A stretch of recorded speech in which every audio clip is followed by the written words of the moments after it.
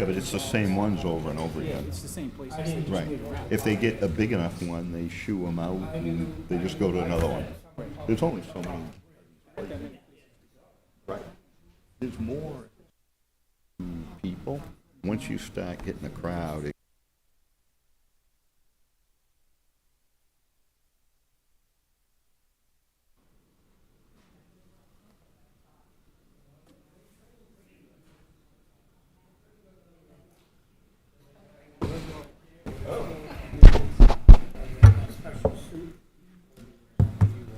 Printer jam.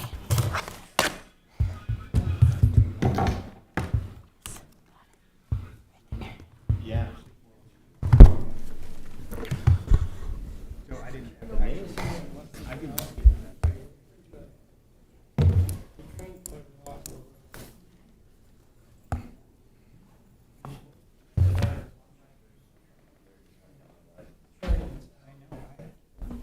This one I'm not gonna. Adam isn't here, so you'll have to throw it in his box afterwards. Okay. I don't think I'm responding to that one.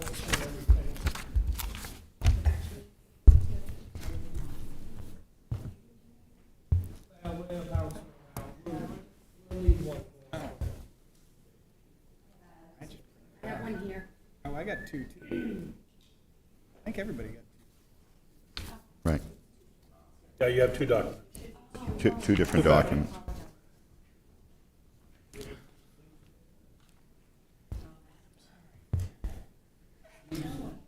The April 13th, 2026 Auburn City Council Workshop will be called to order. We have a single item on the agenda tonight, and that's continued work on the FY27 budget. To remind the public where we're at, so the manager and the superintendent brought forth current services budgets, same programs and services for the prior year at next year's cost. That calculated out to a 12.95% tax levy. The council's previously reviewed that and found the cuts to operations is too deep, and adjusted the target number from 7.5% to 9%. The city manager is going to provide a presentation tonight about some potential strategies to get closer to the 9% and what the impacts of that are. So, Mr. Manager? Thank you, Mayor, Council. So as we work through this, Kelsey just handed you some printed copies.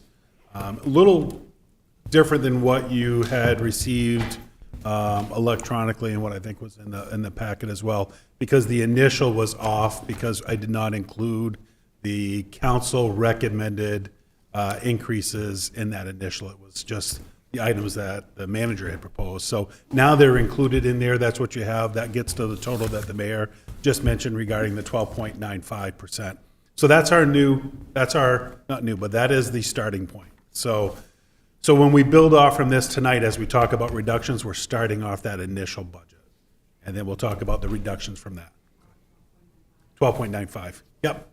So what you're looking at now, between the manager proposed reductions as well as the council proposed reductions, the total reduction in the tax levy, and we'll be talking about tax levy as well, just so that we know what numbers we're pulling from. So that way there, it takes in the revenue and expense changes. So the total tax levy change for the city, this includes municipal and school, being proposed now in the documents you have, is $1.9 million reduction from the initial. That equals 1.4 million on the municipal side and the 500,000 that you had proposed to the superintendent to bring back to the school committee to reduce. So that's what gets us to the 1.9. I'll walk these through with you a little bit tonight, and then we could dig in as you see fit. So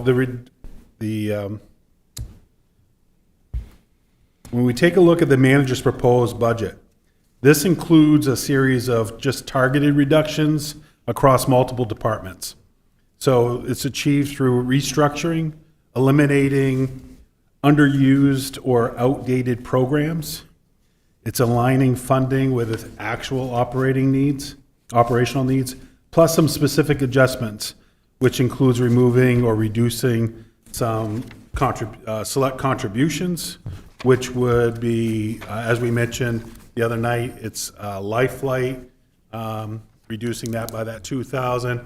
And the manager's recommendation, I'm also recommending to go back to what was funded for LA Arts last year and just hold on at the 5,000 for LA Arts and the 5,000 for the Historical Society. Also in here is just some restructuring of program delivery and the business and community development, the recreation department, and then also transportation. It's eliminating software tools and IT that no longer meet our department needs, and it's outsourcing certain public works functions, and it's adjusting the fringe benefits to reflect the actual costs. So in total, these changes span 10 departments. They represent approximately 1.2 million in reductions or revenue adjustments.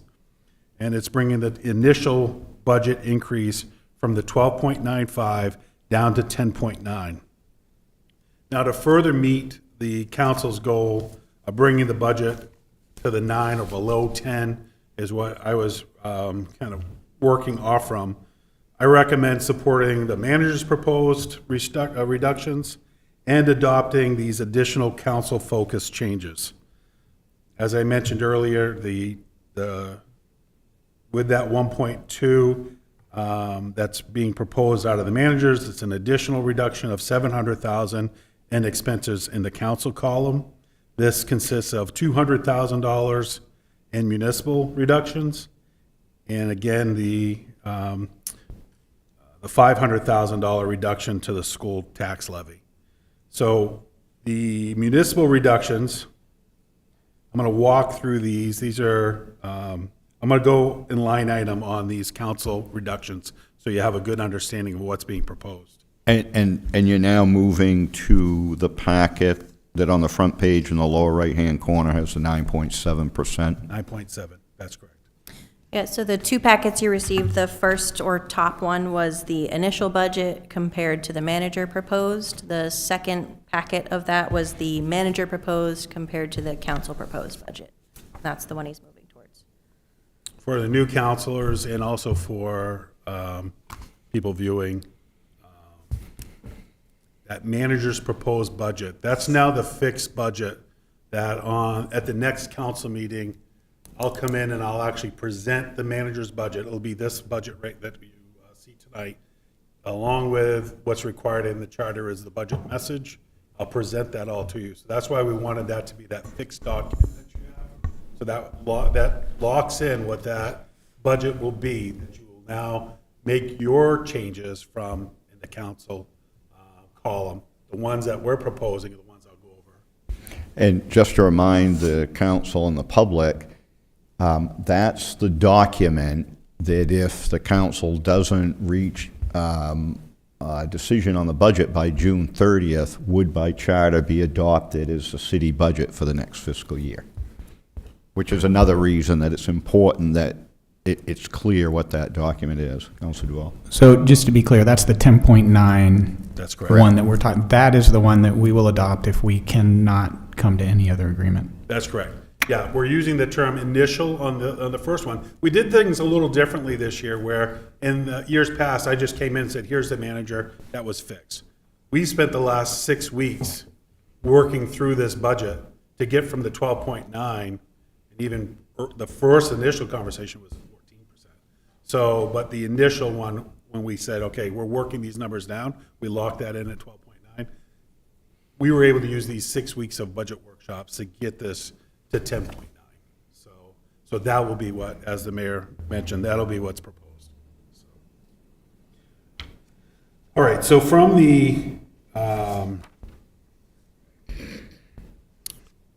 council reductions, these are the ones why I want to go through these line item by line item with you, because these are ones you'll have to decide when you approve the first reading of the budget. Either these or other reductions or changes that you might have. You might look at some of these and say, we don't want to cut that. You might have another recommendation for something else, or you'll put it back in the budget.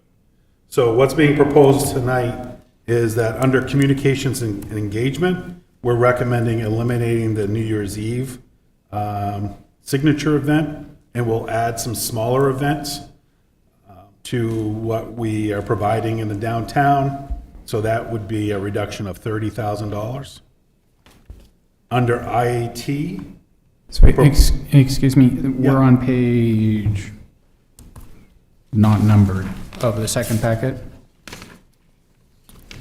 It might be easier if, Mr. Manager, if they are going by the master list. Would you agree? Yeah, the budget summary page, which is the last 3 pages of the document, starts at the last 3 pages. The bottom right, it says budget summary. That's the master list at the top. Right. That's by department, so it'll be a little easier to follow through by department. starts off with mayor and council. Great. So if we start there, that means I'm going all the way down to communications and engagement, community engagement.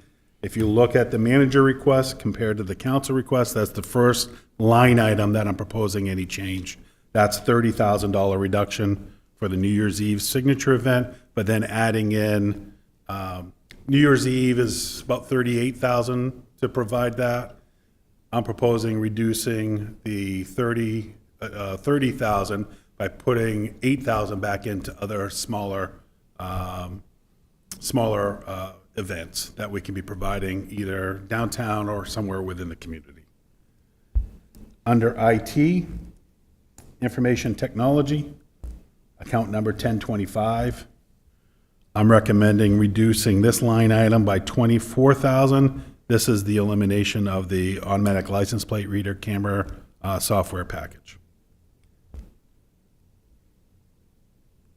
Moving further down under public library, account number 1050, I'm proposing reducing the library budget by $50,000. Under facilities,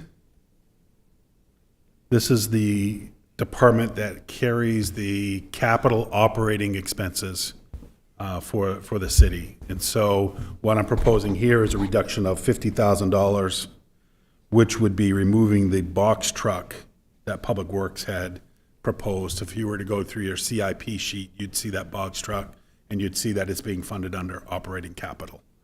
So I'm recommending eliminating that for this year. The emergency reserve account, if you flip the page,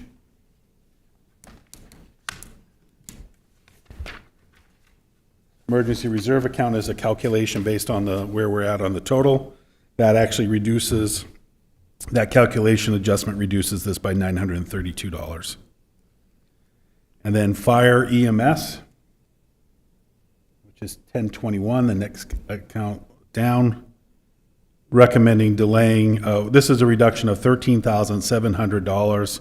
It's delaying some training for paramedic training, as well as eliminating some overtime. Overtime, if we're not hosting the New Year's Eve event, there's overtime that was built in there for the fire department for that event because of the fireworks. And so it's eliminating that. And then under police department,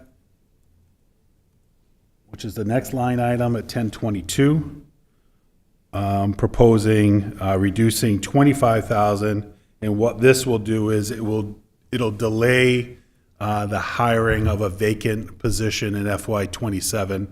By delaying that hiring, you'll see a $25,000 savings in that line item. Those are the recommendations that I'm proposing from the managers to the council proposal. And so now, council, if you want to work through, talk more about operating before we get to CIP. We should talk about CIP tonight as well. So the question is whether or not you want to include these, or if there's other changes you'd like to suggest, or any of these that you'd like to bring back in. It's completely up for your discussion. Mayor? I guess I'll see if there's questions from the council first. Council Cowan. Just want to make sure I'm clear on, under fire and EMS in the initial request, we talked about taking that additional ambulance during rush peak hours off. That's back in your budget? Back in the budget. Okay. Thank you. Other questions? And so you said, coming out of the IT, the only thing was the license plate readers, the flocks? There's more, what's in the council recommendation is just the flock camera. Under the manager, there was a couple programs that we did some analysis on, determine its use, and is it really producing what we wanted, the agenda builder software, as well as the open finance. We're gonna be working through another option for the open finance, because that software just isn't delivering what we want.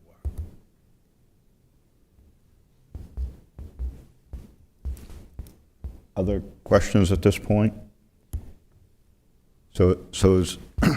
I just want to make this is a lot coming at once. I want to make sure everybody understands here, especially the new folks, what's going on. So we'll get to the revenue side here in a second, but on the expense side, there's, if you want to think of it this way, there's two buckets of reduction from where we last talked about this at the 12.95%. There's a series of reduction in the manager's proposed budget, mostly based on reorganization or doing things differently with different assignment of resources. And then there is beyond that, what's being presented is council recommendations that further reduce this down to the 9.7. Make sure there's now's the time to ask questions. If you have any questions about what the reductions are, how we got there, now's the time to ask them. I can walk through the revenue if you'd like to. We didn't Well, highlight that. let's so make sure we're landed okay on the expenses. expenses first. If people aren't sure, it's fine to ask for further explanation, or if you have specific questions.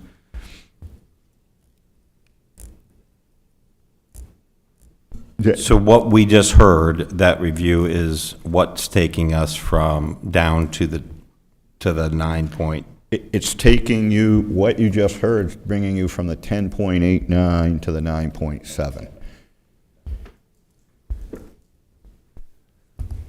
And all the sort of restructuring, elimination, alignment, all that stuff, that was in the 12.95 to the 10.9. That's correct. So you were able to do that 2% reduction based on not really eliminating any, like, working with some programs here, restructuring, et cetera. That's correct. Yeah, it's changing some of the structuring of some of the departments. It's realigning some of the departments regarding some overlap that we're hoping to eliminate.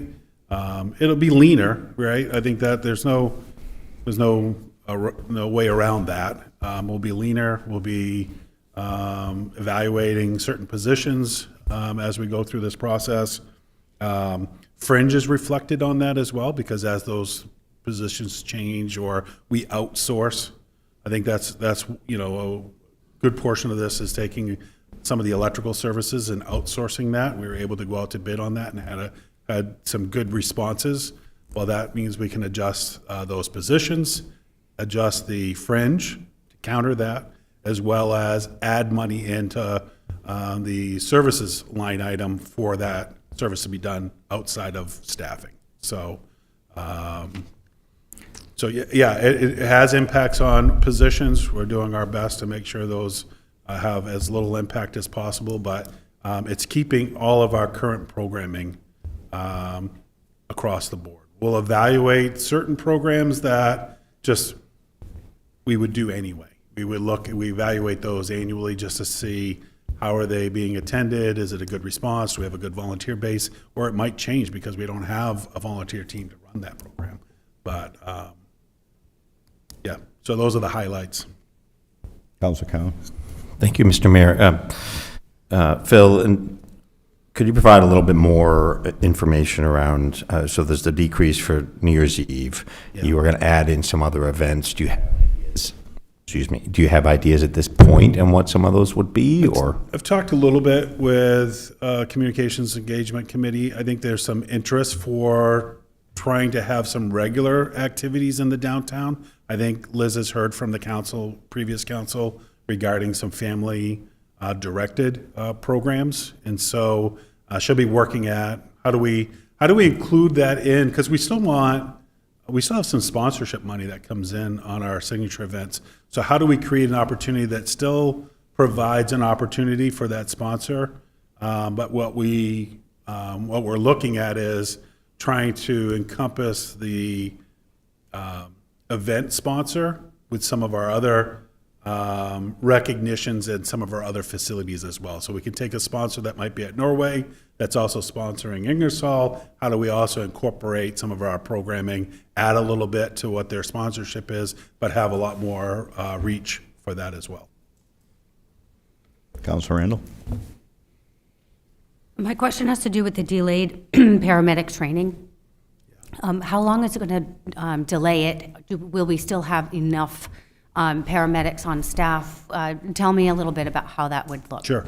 So we do have, so we are hiring a good amount of paramedics. In the contract for fire, there's a requirement that the firefighters achieve paramedic status. So these might be firefighters who've been with us for a long time. And so they're working, some of them are working towards their paramedic license. And so say we schedule 2 of those, I think what the chief is recommending, we only move forward with 1 of those in that budget year. It just means we're delaying 1 of those firefighters to get to that level, but he's not concerned of it having any impact on ensuring that we have paramedics on each of our pieces of apparatus. So I'm going to give you an example of, like, in my life, and tell me if it actually is similar. So if you're working in a hospital with a bunch of registered nurses, some of them have associate's degrees, but the hospital wants them to have bachelor's degrees. They've been there for many years. They're not going to lose their job, nor do they not have enough nurses that are qualified. However, it's part of the job determination that they have to go ahead and do that. Is that sort of the same thing? It's exactly like that. Yeah, I think the language says as long as funds are available is how they receive that. I believe that's in this one. It could be in police, but I believe it's in this one as well. But yeah, absolutely, just like that. Other questions? Councilor Cowan? Just want to confirm my memory here, the initial 10% reduction for library is 122. So what we're proposing now is 50. 50%. Okay. right.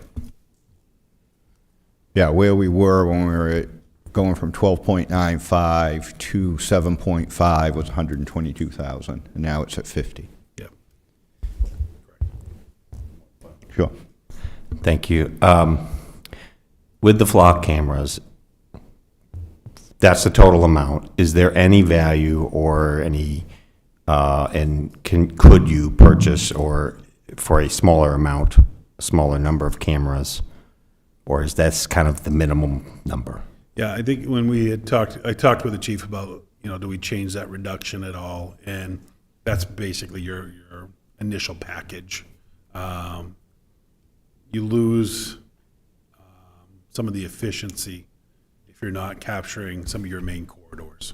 So, I think we provided the highlights for that. I mean, I think we, since August, I think there's close to 30 incidents that had positive results. But so it will have, those are 30 incidents that not saying that they would not have stopped them, just you would not have been able to stop them as quickly as they did. And you would have had a less efficient process to identify in the first place. And so we've had it in place, short amount of time. If we said, okay, we can't do it this year, and 4 years from now, we wanted to do it, is there an added or next year, is there an added startup cost? Yeah, would we be losing, would we be paying more a year from now than we would be now? I believe there is. I don't have that amount, but I believe there was a startup that was within the grant funding. And then this is the annual maintenance of that. So when they remove it, they'll be removing those cameras, all the connections to it, everything. So it's not just the software component, it's the actual hardware as well. Council Walker? No, Council Butler? Can you talk a little bit, I'm sure with what's here, there's lots of options for considering where cuts would be made. Can you talk a bit about why these were the selected cuts and what the process has been? Yeah. A lot of it, thanks, that's a good question. A lot of it comes from the conversations that we had over these last 6 meetings. You know, having a good understanding of, look, we don't want to impact the 3rd ambulance, right? We just initiated that, we want to keep that. We don't want to impact fire, first responder type services. So whether that be the 911 center, when we heard what that would have done if we had eliminated that, as well as browning out a station, a fire station, as well as reducing proactive patrolling and reducing our minimum staffing on the PD side.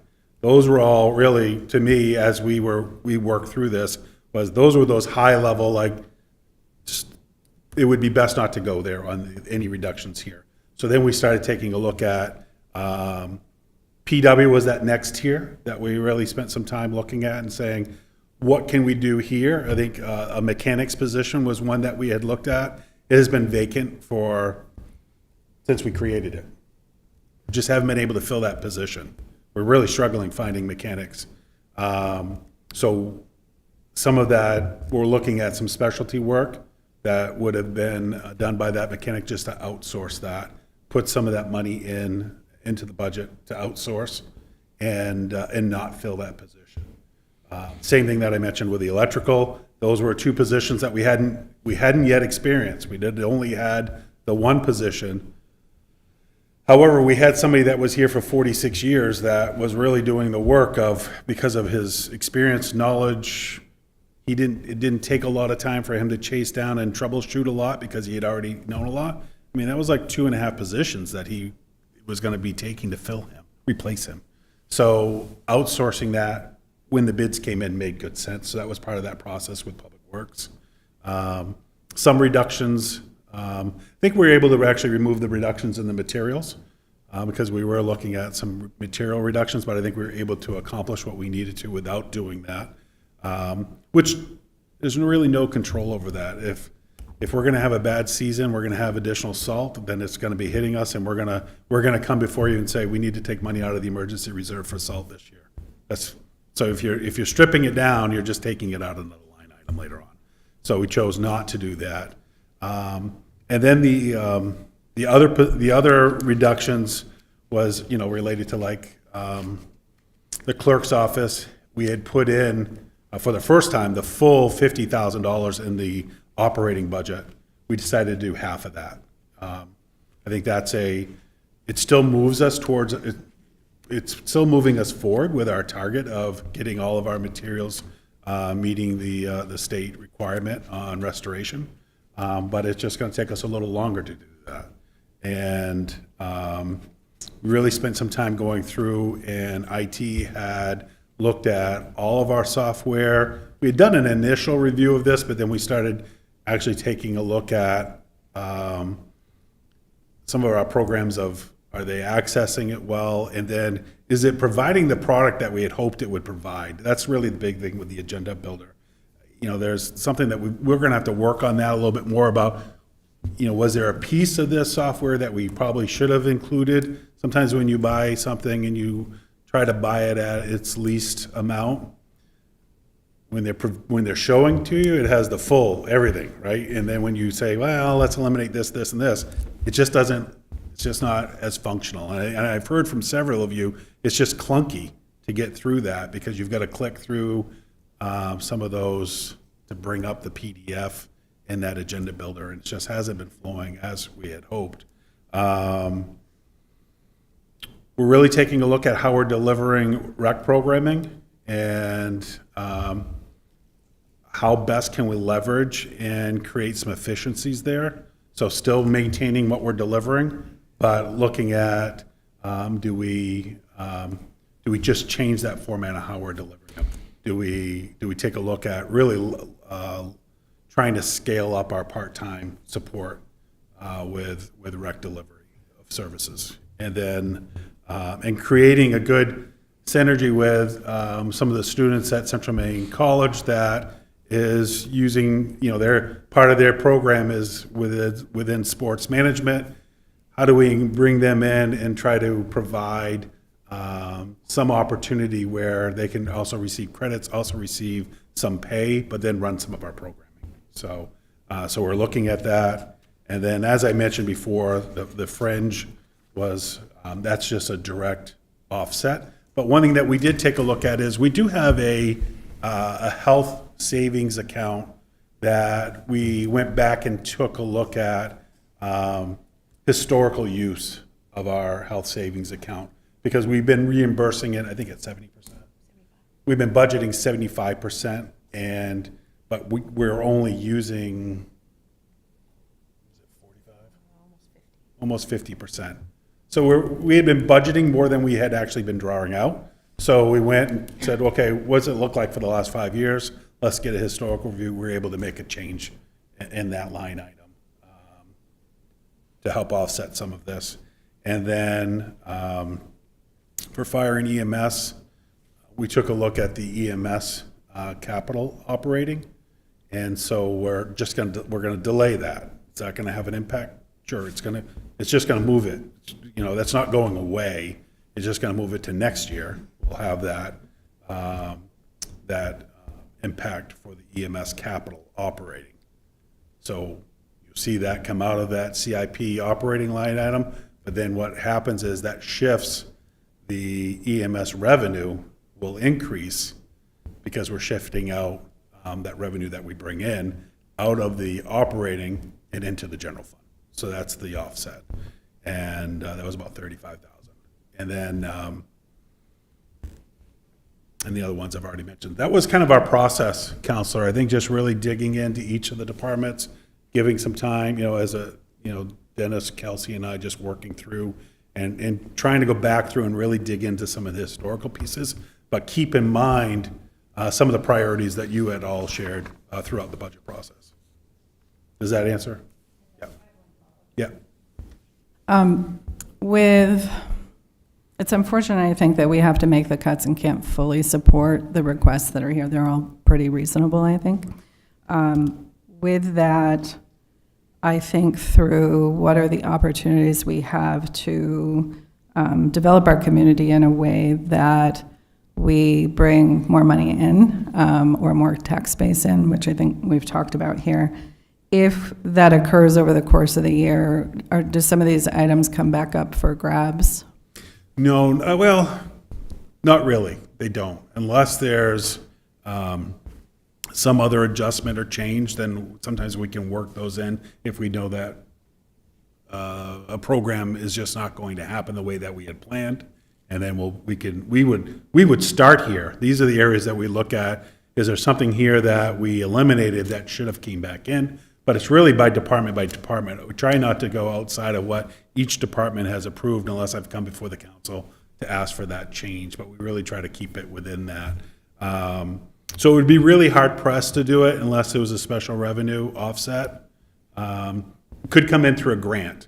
So that would probably be the one area that I would identify as here's the grant, or it would come through with a private-public partnership where we might be having a special revenue account because of a contract or aligning some program. It might come in that way if we bring in that additional revenue. Other questions? Okay, just, this gets all pretty complicated, especially for the public. So before we move on from expenses, I think what I want to do is run down through the departments with the total reduction that got us from the initial 12.95 to the 9.7, just to make sure everybody's clear on what the numbers are. So in intergovernmental, there was a reduction of 10,000 in the arts and culture line.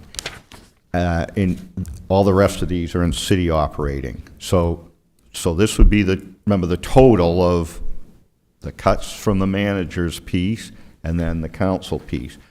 So city clerk, 25,000. You would have to do the math. That's why I'm doing this. There isn't an easy way just to see this list. You'd have to add up what's in the first document and then the reductions in the second document. So I'm just trying to summarize this before we move on, make sure it doesn't spur any additional questions by folks. Okay, so intergovernmental was 10,000. That was the arts and culture line. The rest of these are in city operating. So city clerk, 25,000. Communication and engagement, 30,000. Mayor and council, 2,000. Information technology, 39,300. Fringe benefits, 409,375. And we're going by a department list, but that's not really a department. That's a roll-up across the whole employee base, all departments. Public services, 181,440. Business and community development, 77,898. Recreation, 153,275. Library, 50,000. Fire and EMS, 48,700. Police, 25,000. Facilities, 50,000. And Public Works Operations, 144,171. And then the school department, 500,000. And then, as the manager mentioned, there's a slight adjustment in the reserve because every time you touch this, it gets recalculated. So that's, summing that up, that's how we get on the expense side from the 12.95 that we talked about 2 weeks ago down to this 9.7. So any other questions on expenses before we move on, and the manager will talk about revenue side adjustments? Okay, great. Mr. Manager? Thank you, Mayor. So when you take a look at the revenue, there's just a handful of changes that are being proposed. I'll start out with state revenue share. So we had initially had proposed that this would be $7,700,000. We're proposing now to adjust that to $8 million. What we brought in for actual revenue in FY25 was $8.3 million. And what's being projected for the City of Auburn by the State Revenue Office is $8.7 million. So we feel comfortable with the $8 million, very conservative. This is a line item that we monitor very closely because it's not a fixed amount. It's not a guarantee that we will receive that amount.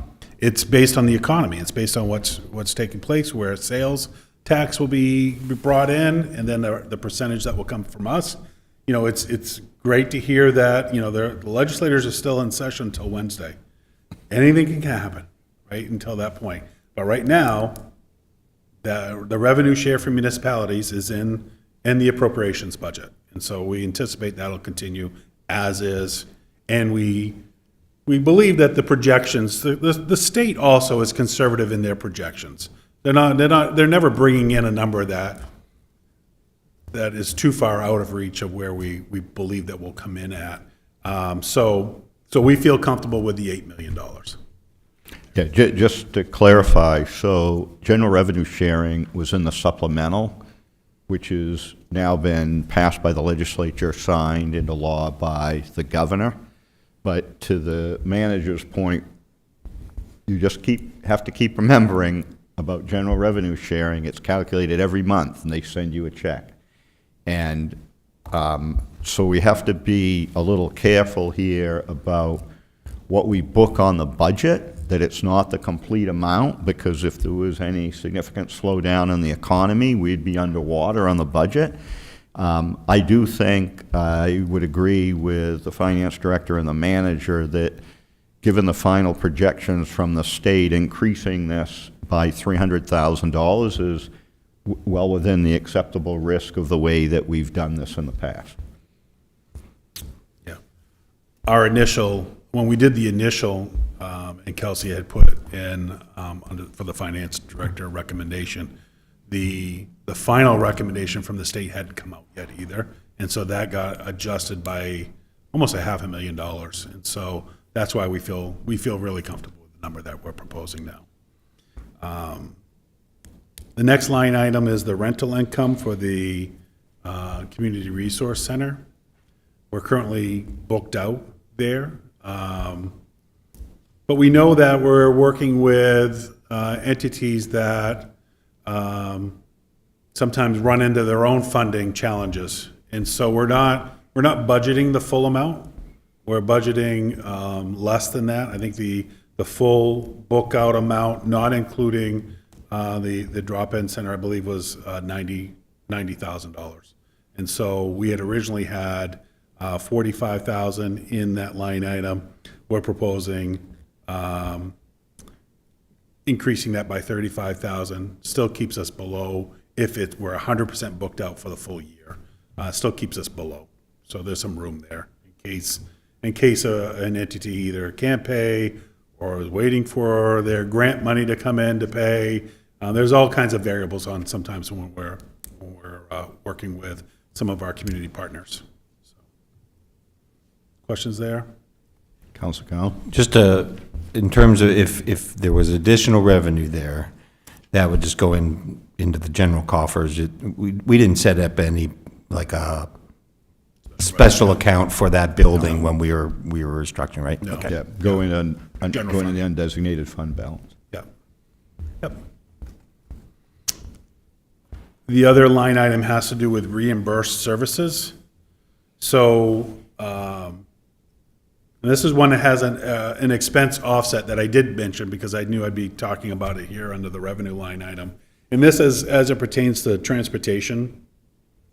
The mayor had highlighted the reduction in public services. So that public services department included the salary for the airport director and the salary for the, trying to remember, she's assigned to marketing for the intermodal facility and transportation. So she's coordinating all the contracts that we have at the intermodal facility. Those two full amounts were in the public services budget.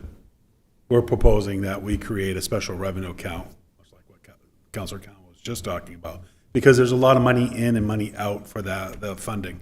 So those two positions alone get reimbursed by the intermodal facility rent, and it gets reimbursed by the MOU that we have with the airport.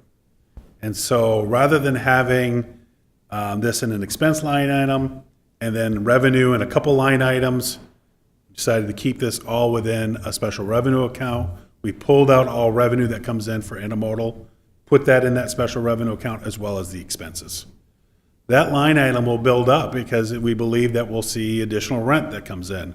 And then what we'll recommend is that we'll come before you for an expenditure out of that special revenue account that hopefully will go to help maintain the intermodal facility and provide some maintenance costs. So you won't see that actually hit within the budget. It's being taken care of by itself through the revenue that it generates. So, questions on that? So that one is reducing. It's reducing the 76,378 only because we didn't have that full amount in there because we were just realizing the offset. So it doesn't have that full amount. But what's also happening in that line item, that was the line item that we were also receiving. We were booking the school MOU revenue as well. And then we had some of the maintenance positions. The auditors, now that the school department is on the same system as us, we couldn't double book some of those because it's already being booked in the school side. So that's why if you look at that total line item, it was 300 and some odd $1,000 last year, and now we're sitting at 111,000. It was 364 the previous year. So that's a combination of what we just talked about, as well as some school changes as a result of the accounting. Questions there? And then the last one is fund balance. I think we're always trying to remove what we have in the fund balance offset. Some call it a fund balance stabilization, tax reduction. There's a lot of different terms for it, but the fund balance contribution that we had budgeted last year was $1,875,000. We reduced that by $100,000. So the goal is that we'll continue reducing that. If we didn't have other major impacts this year, my goal will be that when we increase the state revenue share, by whatever that amount that grows, we should be reducing the fund balance amount by that same amount. So that way there's no real impact that the city's experiencing, but yet we're dropping that fund balance contribution. The goal with that is that if we can start reducing that, we should be coming before you annually with what we anticipate for a fund balance. What we know we have from the previous year on a fund balance, we can be really recommending, here's some capital one-time expenditures that we're recommending that you take out of fund balance and not bond. And so that will be our goal over the next 3 years. I think we'll get to a point where you're going to see this be well below $700,000. So based on where we think that the growth is going to happen within the revenue share. But only $100,000 this year. Any questions on the revenue adjustment? Those are all the revenue line items. So before we move on to any discussion of CIP, general thoughts from the council about where we're at here, which is the 9.7 tax levy increase with these various expense and revenue adjustments.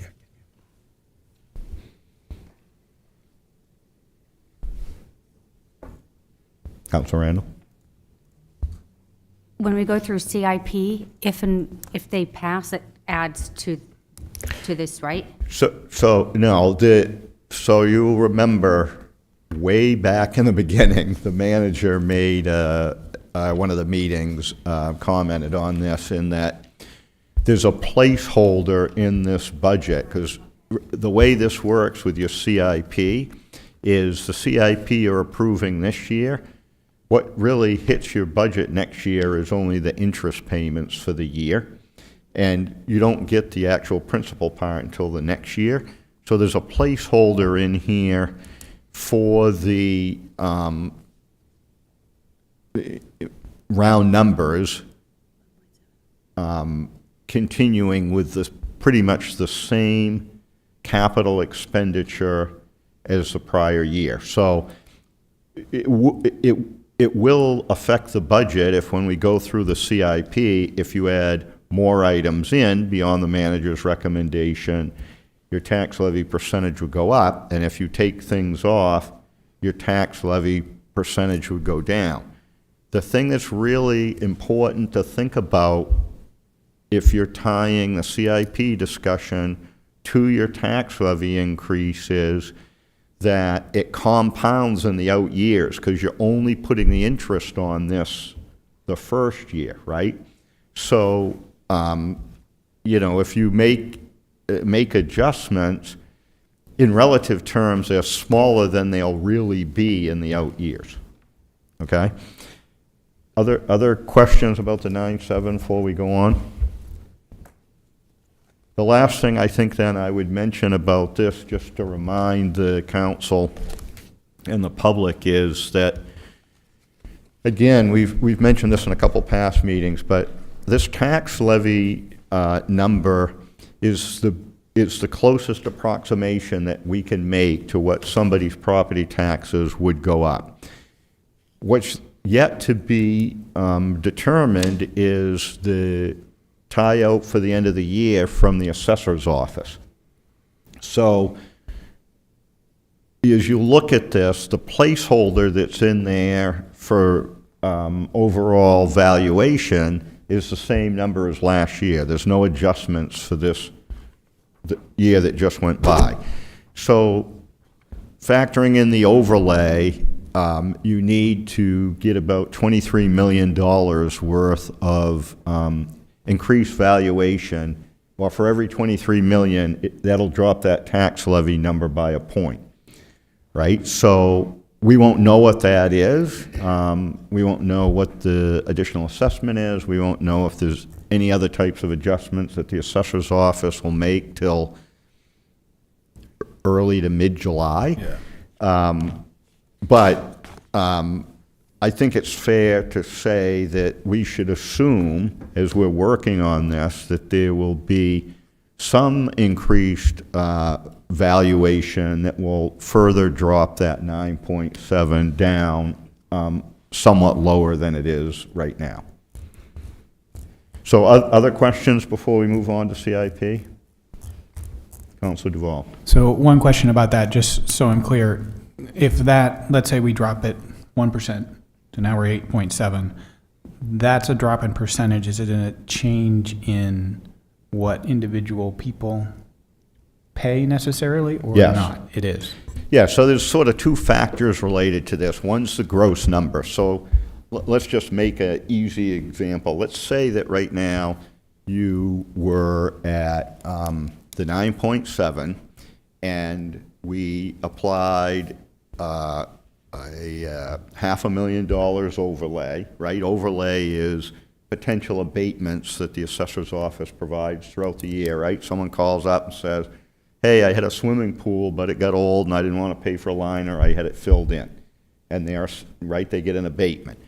So let's say you, just for round numbers, you had a $500,000 that the assessor plugs in as the abatement, and the had $22,500,000 as increased valuation, right, from renovations, new construction. That would drop that 9.7 to 8.7. That's still the closest approximation of in general, what people are going to pay, right? Of course, it gets a little more complicated when we get the stuff from the assessor in July. Not every property class may be exactly the same. Of course, everybody's valuation is different. So the actual amount they pay, but in general terms, we would expect that to come down, meaning that your increase in your property tax will be less. Other questions? Nope. Mr. Manager, if we want to move on to CIP. Thanks. So we have the CIP up on the screen for you. We'll walk through. You also have this in your packets. Tab 5. Yeah. And we'll stay on this FY '27 only. It's probably a good sheet to work off from. When you take a look at the first one, the city share for the airport of the $150,000 that we're recommending for bonding. So if you remember, we're a joint sponsor with the City of Lewiston. City of Lewiston has over $150,000 that's currently in their, that was designated from their fund balance for airport projects that are no longer allocated to a specific project. So it'll be reallocated, still within the airport, but to help match what we're proposing for a match for the airport.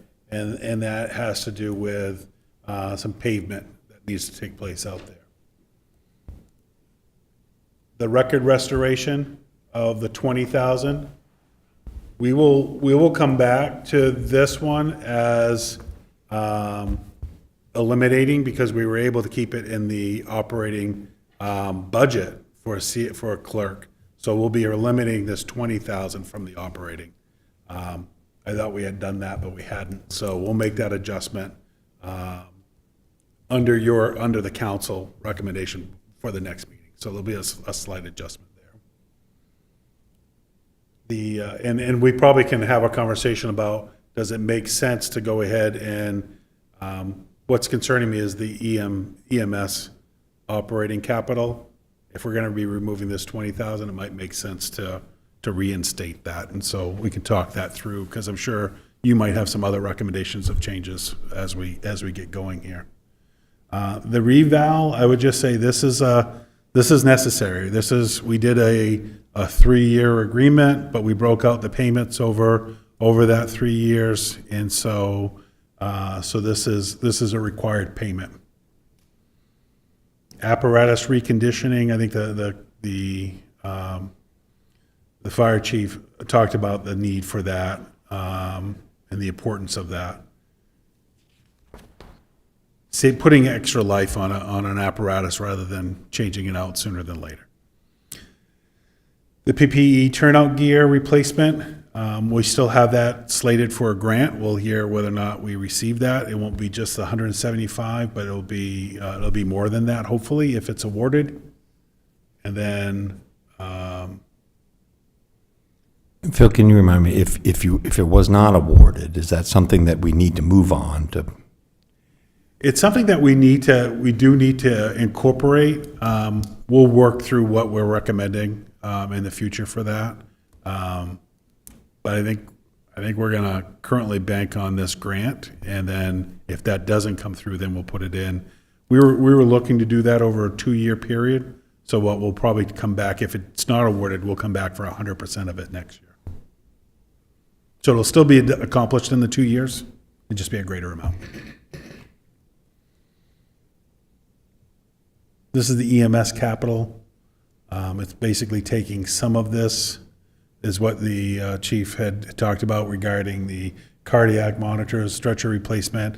Those monitors were additional monitors. What I'd recommend is we just bring that back in and take out the 20,000, so it'll be a $15,000 net change for that. But that's, again, up for conversation. No other changes in these next items. And I can pause there and see if there's any conversations before we jump down to engineering.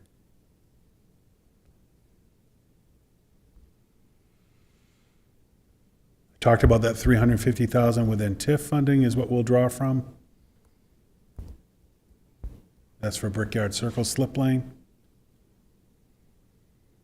Talked about that traffic signal was so that we could get an amount of what the cost would be. However, we're not getting a great deal of, we're running into some interference on whether or not that could even be installed, and so that's why it's not being proposed to move forward. I think Dan really covered the road, all the items with engineering real well. This is, any reduction here is just a reduction of how much we get accomplished on roads. And so some of these are really important. So if we get into a conversation with you, council, about, look, can we reduce this one, change this one? Some of this has to do with that road is already being reconstructed, or it's already teed up in another project, and that's why we're recommending for it to be included, because we're leveraging a cost saving by doing it at the same time as another project.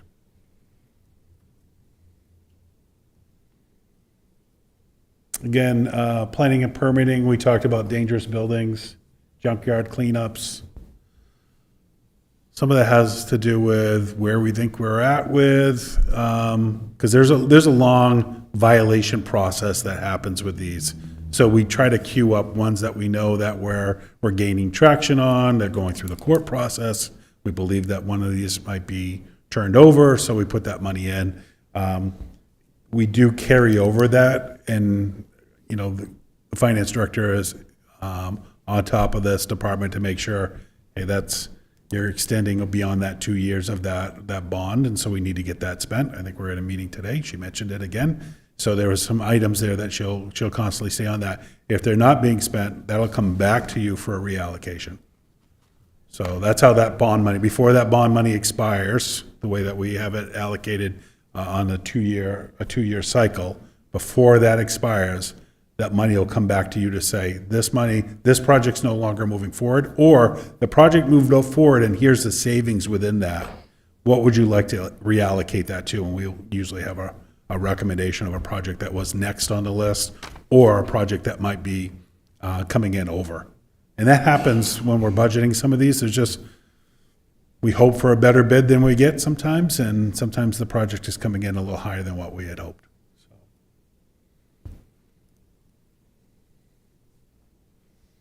Comprehensive plan program, I think I talked about this before, we're keeping it right at the 250,000. I think we'll have a bigger conversation about the comp plan implementation next year. You will have received, I think we're still probably on track for a draft in June with the committee, coming before the council in the fall, probably late fall. But I think we'll be on track that when it comes time to start working through CIP, there's going to be some short-term goals within the comp plan that we'll be bringing forward and saying, okay, these are the ones, these are the priorities that was identified in this process that we should probably be bringing before you. So, yeah, so under transportation, again, these are items, we're about ready to come before you with a proposed change in one of our committees, and having that committee have some opportunities to come and make some recommendations on some improvements regarding traffic safety, I think will be really important. Sometimes it's challenging when we ask somebody to do something, we say, and by the way, you have no money. But you can come forward with your recommendations, but there's not much we're gonna do on your recommendations. It's really nice when we have something that we can say, okay, you've identified this as a priority, you've reached out to the community, we've had good feedback with the neighborhood that is being proposed in, and we come and we're able to allocate some funds for it. LATC, I think I've covered this one before, but we set aside the 50,000 to build into the bus replacement. Lewiston does the same amount, 50,000, so it's 100,000 that's being built up in that line item. Public Works, we never fund everything that's being requested, and you see that here. Just these 4 line items of the 1.2 million, the 736 for some road maintenance equipment, the recreation open space maintenance, some electrical improvements, and then city fleet, that's just not within this, that's all city fleet vehicles through all the departments. That's not considered road maintenance equipment or some of the heavier vehicles operations. So you see of the 731,000, there's also 456,310 out of operating. Our goal is to move that full amount in operating, so we'll continue working towards that. I think we're making good progress there. Again, this year didn't allow for a lot of what we had already started the previous year, but we'll get back on track on that for next year. No changes being recommended for Engine 5. I think we need to just sit on that, see how we land on all the other changes with Engine 2, and then the new public safety building. And then the last one, there's 2 more. The salt sand building at 67 Kitty Hawk, I think Scott talked about that. We talked about some of the challenges with delivery, space, timing as it pertains to storms. And then the last item is just some recreation equipment replacement, recommending 27,000 to come under operating.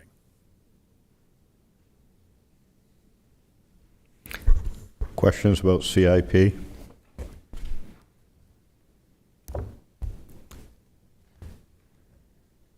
Council Connell?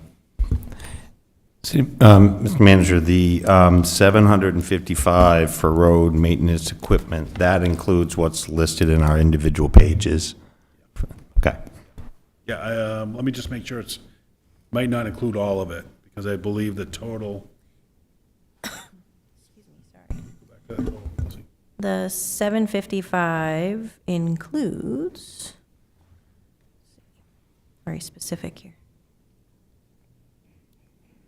The mastic machine, the sidewalk tractor,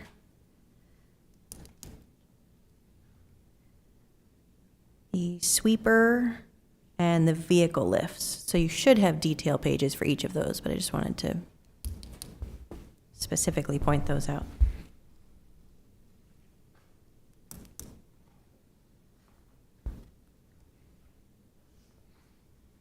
And we had the department directors prioritize, so we didn't just say that number fits. It's more, which ones, if you're gonna prioritize these, which ones would you want to see over another one? I just know that, so there's two items for two different sized plow trucks. Those under a different line. That's So under the there's fleet some vehicle. smaller plow trucks that are in the city fleet vehicle section because they're not considered heavy maintenance equipment. Those are like. Smaller pickup trucks, Yeah, say. three-quarter ton pickup trucks Correct. with a plow. The single rear axle and dual rear axle plow trucks all come under for the heavy-duty equipment. The detail sheets you were provided are in order of the recommendations, so you can kind of follow along with the department order by going through those detail sheets.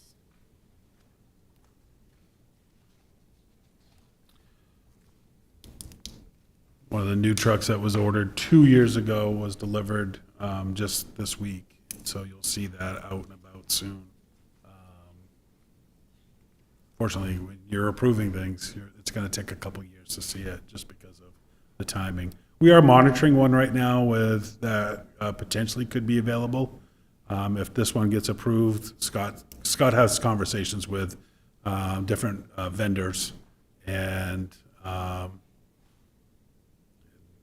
sometimes if a community doesn't move forward with one and it meets the specs that we have, we potentially can bring it in sooner, which will be helpful because those of you that went on the tour, and Scott talked about the truck that it was unlikely we're going to be able to keep limping it along.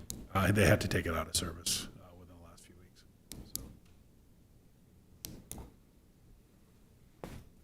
weeks. I think I figured out where these are, but it's the 7-yard and the 12-yard. Those are under fleet vehicle. That's correct. Yes. Okay, good.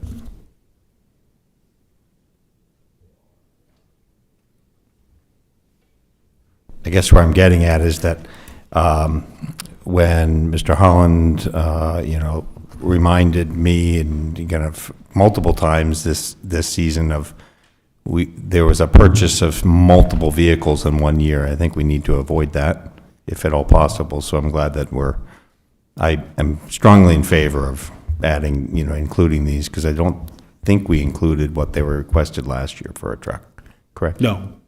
And one thing that we did was, maybe 2 years ago, there was a truck that, much like what the fire apparatus they're doing, they're changing out, keeping the chassis, changing out the box on that, so that we can move that along, so we're not replacing all, I think, 8 of those trucks at the same time. So we can gain a couple more years on the trucks that have a solid chassis, be able to change out some of the other equipment and stagger some of this. So you're absolutely right. So we're not looking at 8 in 1 year. That 5-year CIP plan, that does show those amounts spread out over the next 5 years. That was worked through by Public Works to ensure that the vehicles that were being selected would still, every couple of years be replaced rather than, like you said, purchasing 8 of them at once. Thank you.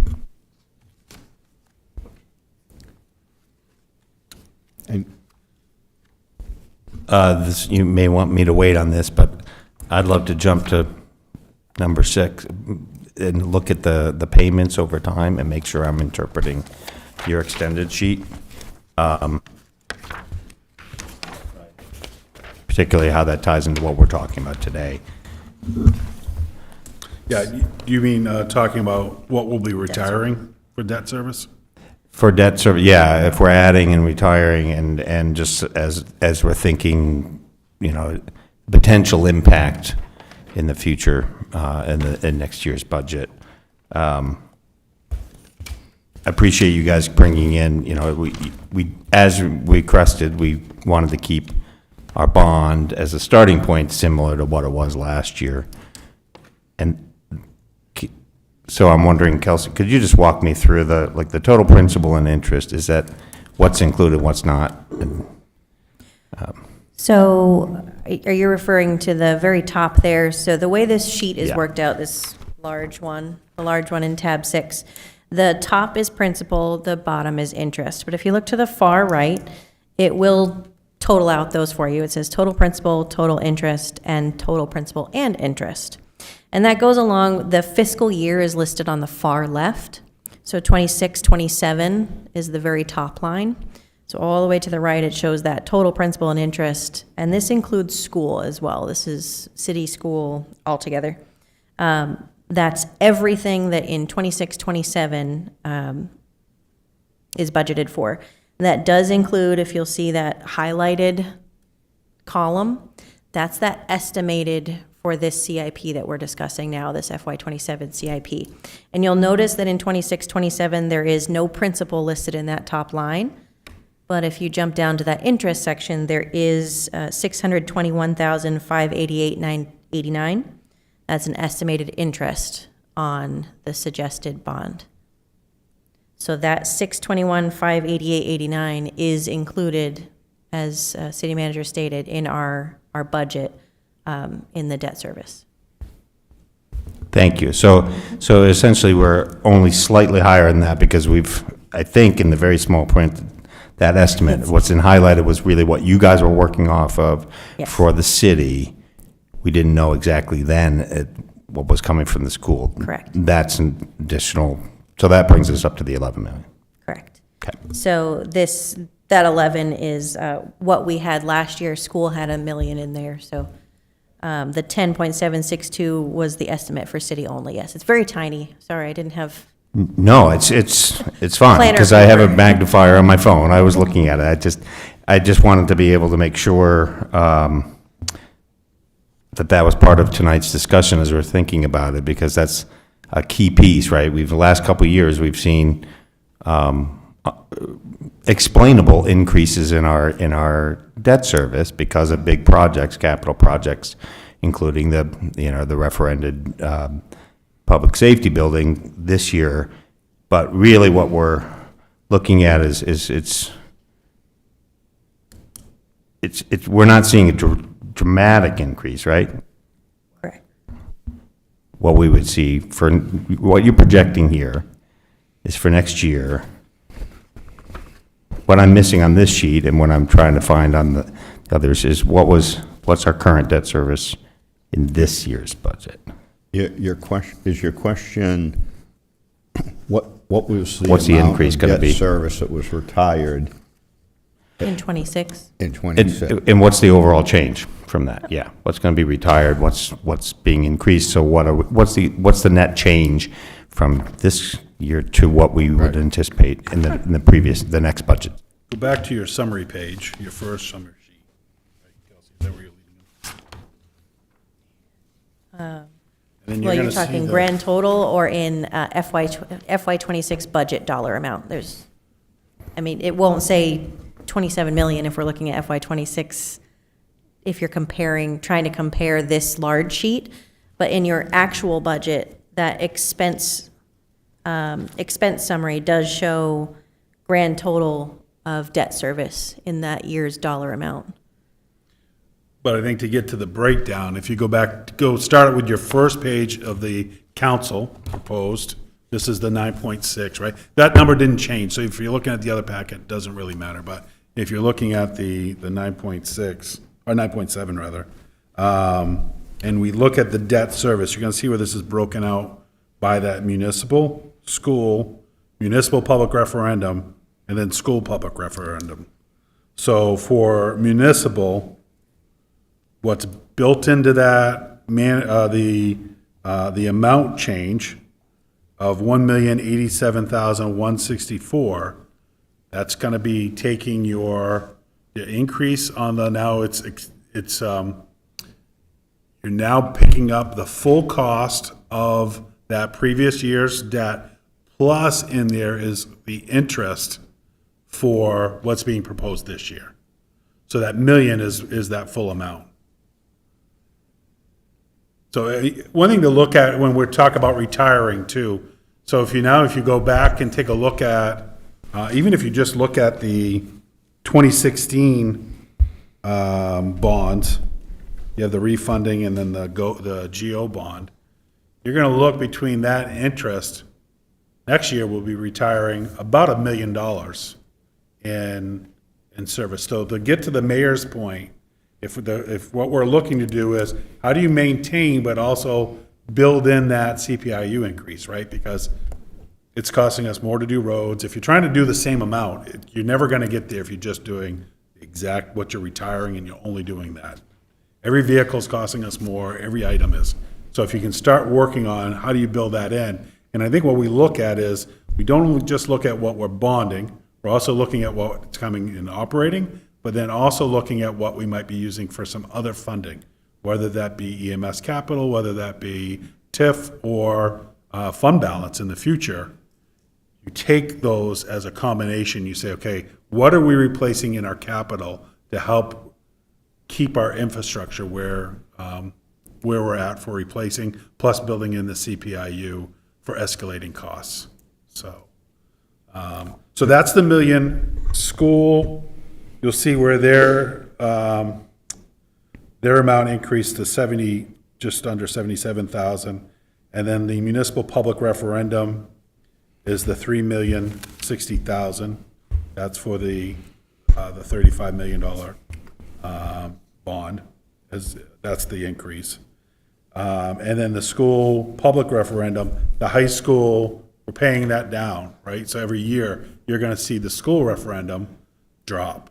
Just like next year, you'll see the municipal public referendum drop because we've paid more off. So you're going to continue seeing that drop, and you're going to see, I think, a significant amount. That's a $35 million bond plus the additional $5 million.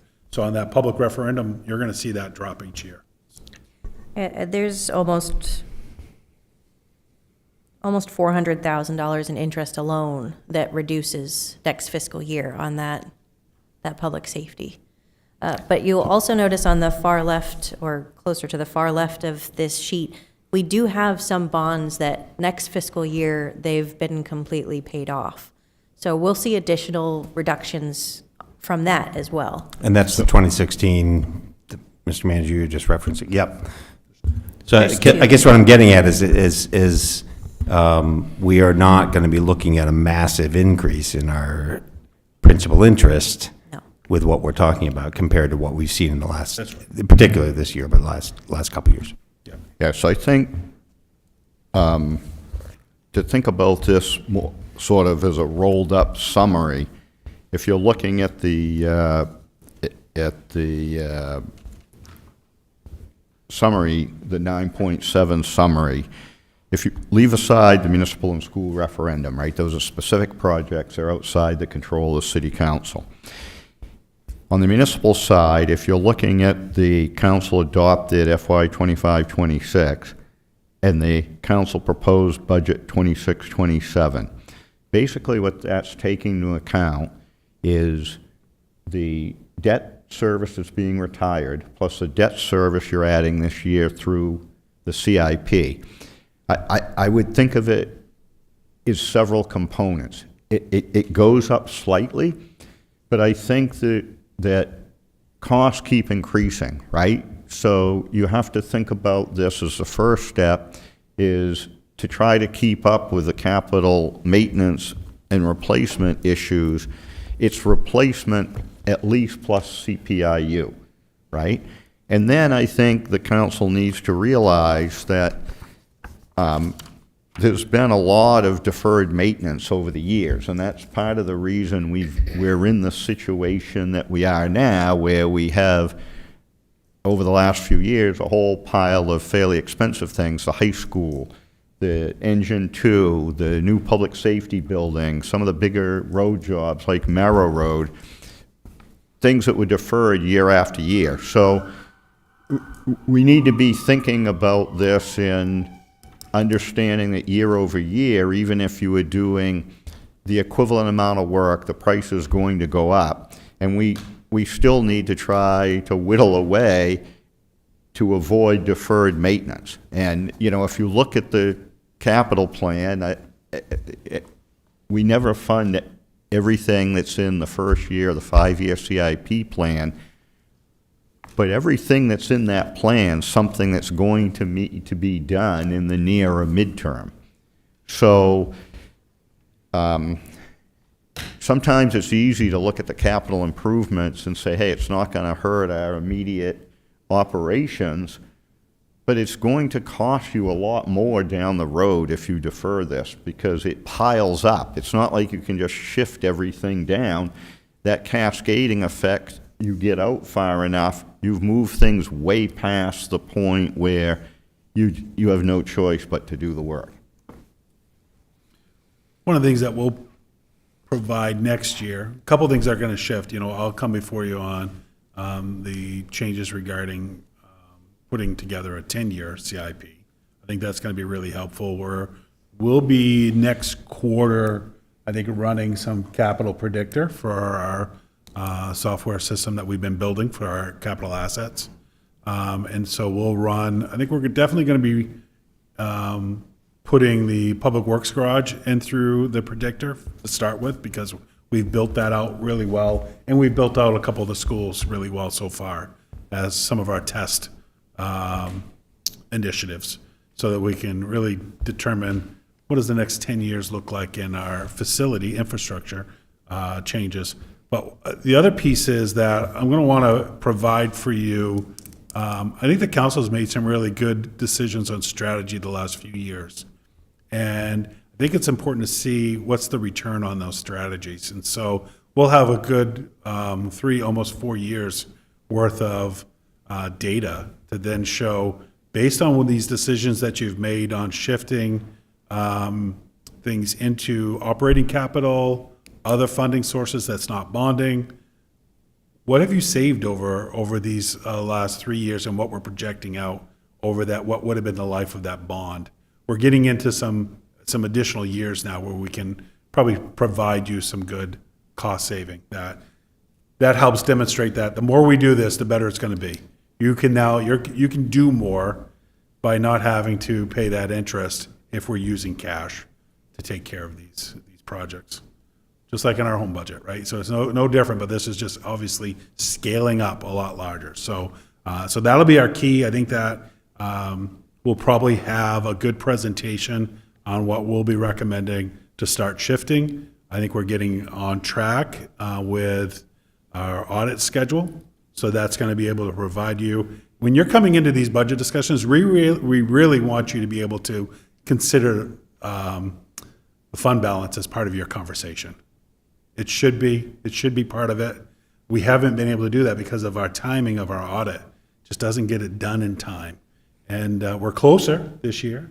We'll be closer next year. We're closing that gap every year.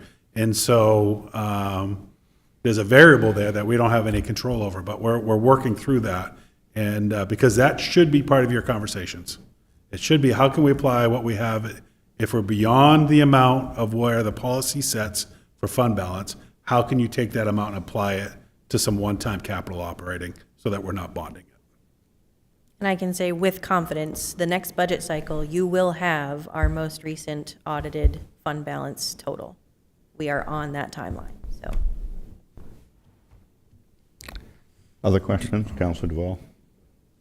Well, I just, I know, so I met with Kelsey earlier this week, and just knowing, like, we see that current year of the CIP, and it's like banana pants, to use a technical term. Having some idea of actually what are the priorities within there. I mean, I know we do that as part of this process, but I think the 5-year plan, having some realism in that year one of the 5-year plan, I think helps everybody understand exactly what's going on here, and it's a little more clear. So I don't know whether that's something you can work toward, but that would certainly help me and would probably help the public. Yeah, a lot like what we had discussed is that part of it and how we got to where we are today with showing that big, long list of everything that was asked for. Part of it is to show that we have actually worked through this, and this is everything that all of these departments have found that they need in the next couple of years. As the mayor had stated, removing those items this year doesn't mean they go away. They're still needed items. But we have talked about presenting the plan in a different way moving forward, really working out that 10-year plan. And we're talking about 5-year, but really working through that 10-year plan and having very specifically, I wish I had a better word or way of saying this, but the drop dead date of this is when we cannot go beyond this date for this project. And that doesn't mean that we'll ask for it on that date. It means we're going to ask for it in this fiscal year, not this, but in a certain fiscal year, and know that if we push that, there's only so far that we can push that.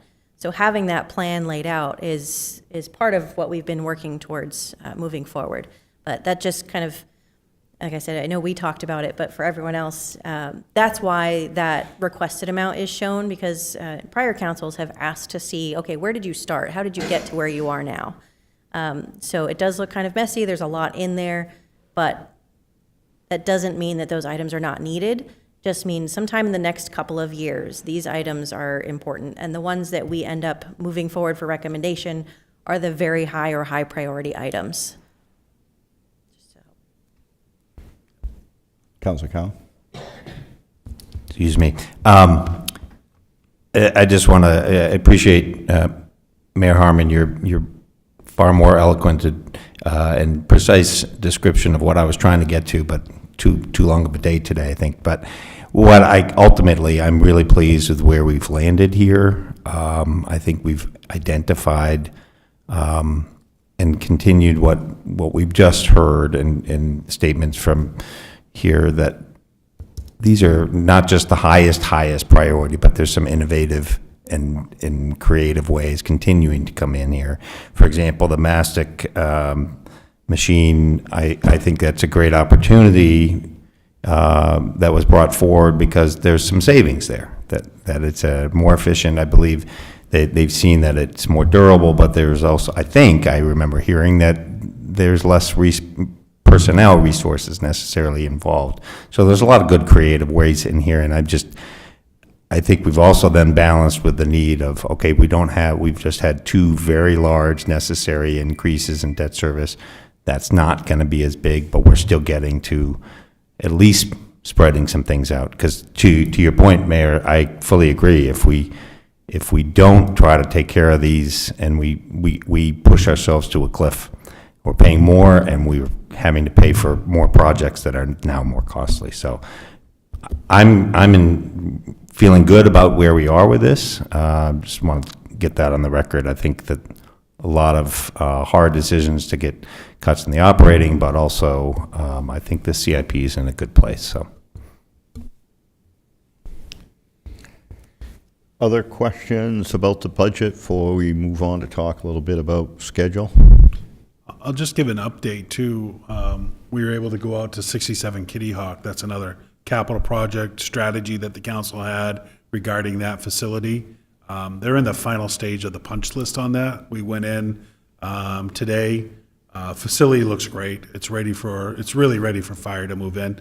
Few small projects through that punch list to get done, but it's going to be a great space for fire. And the facility came out really well and came in. I think the fire chief and the team really worked at how do we try to save as much as we can here, but still have that facility and almost a turnkey for public works.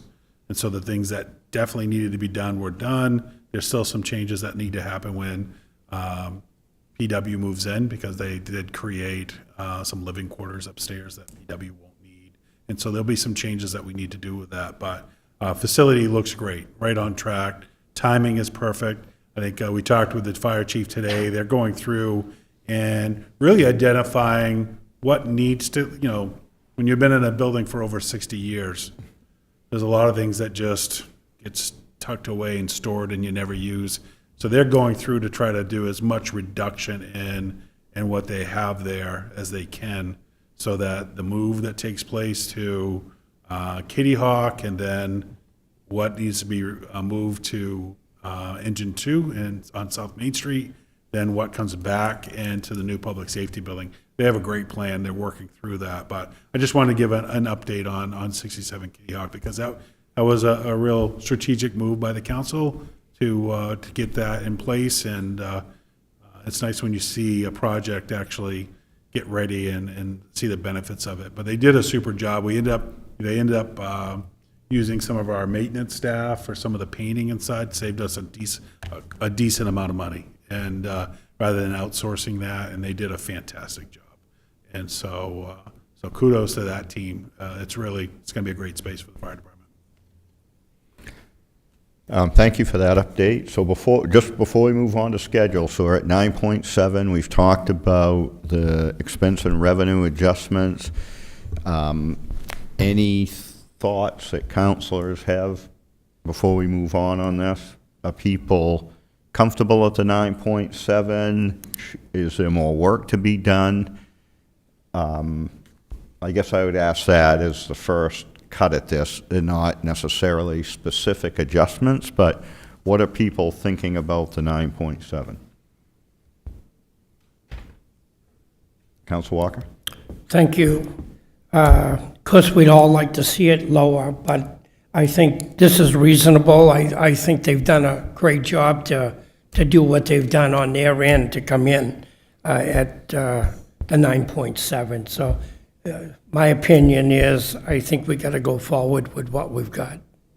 Yeah, just as a reminder too, remember the 9.7 on an operational basis is 4.7, because 5 points of this is a bunch of things that are rolled up that are outside the council's control.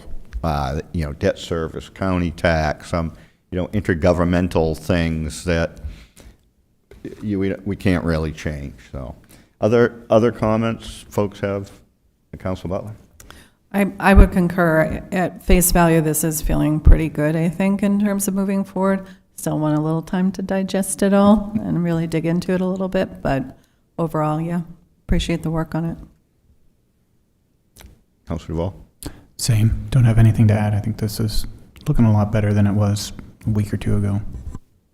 Councilor Collins? The only comment is I do look forward to hearing what cuts the school department specific, that they talked through and will be proposing. But other than that, I think this is in good shape.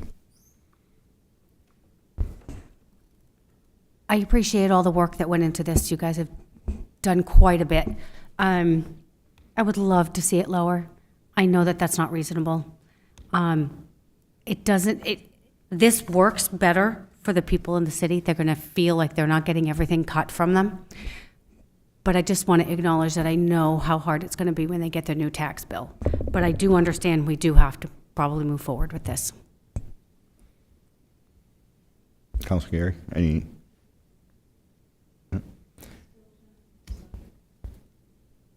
Still trying to digest everything that I've heard tonight.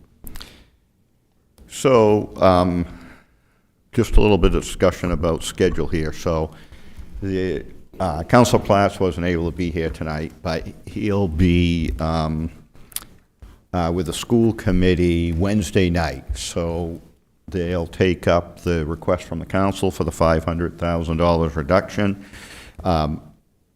We have a short work session on the 21st before the regular council meeting, so we'll hear some feedback, some impact statement from the school committee about the $500,000. I would encourage counselors, as you sort of work through this, if you have specific questions, contact the manager about any particular line items. I know that there's a lot of changes when we bring this forward. So as you work through this, if you need clarification on anything, contact the city manager and he'll be able to get answers to your questions.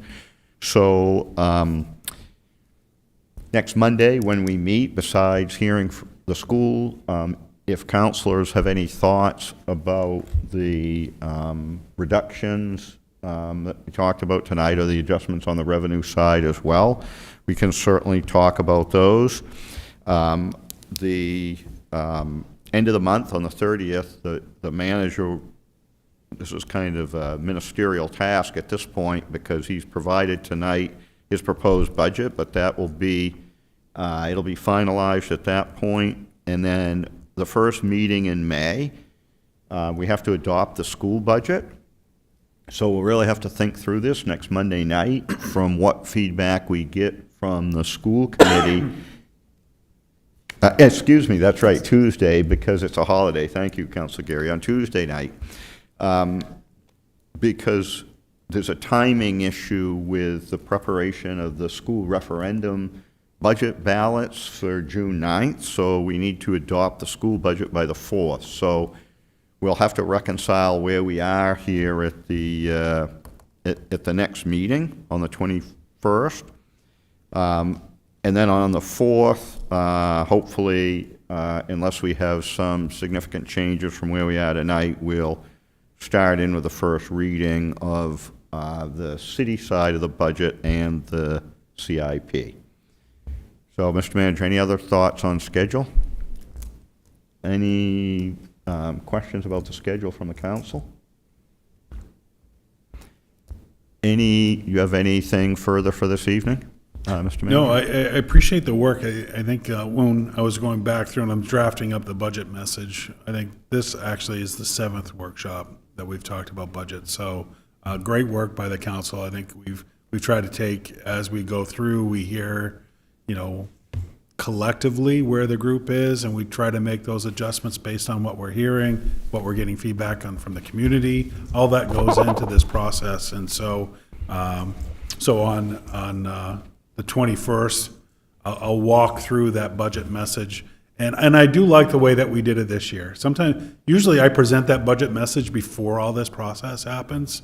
And so you get a budget message that's just doesn't match up with what we finally did for work. And so I like this process. I think it works really well. We'll be updating all the documents for on the website so that the public will have it.